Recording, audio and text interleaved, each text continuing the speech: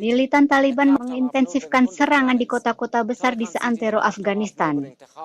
Kelompok bersenjata tersebut berhasil mengambil alih kota Kunduz, yang merupakan ibu kota provinsi Kunduz di Afghanistan Utara, kota Talukon, yang merupakan ibu kota provinsi Takhar yang berdekatan, dan kota Saripul, yang merupakan ibu kota provinsi Saripul di Afghanistan Utara dalam 2 hari terakhir.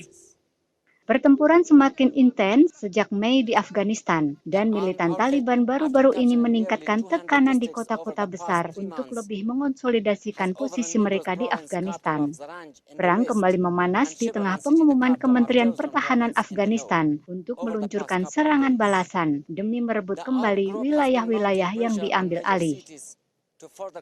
Kementerian Pertahanan Afghanistan mengumumkan bahwa pasukan Afghanistan telah melumpuhkan ratusan militan Taliban selama bentrokan di Provinsi Kunduz, Kandahar, Nimruz, dan Takhar serta sejumlah kota lain dalam 2 hari terakhir. Sementara kelompok bersenjata Taliban telah merebut hampir 200 distrik dalam 3 bulan terakhir di tengah pembicaraan damai intra-Afghanistan yang terhenti di ibu kota Qatar, Doha. Koresponden kantor berita Xinhua melaporkan dari Kabul, Afghanistan.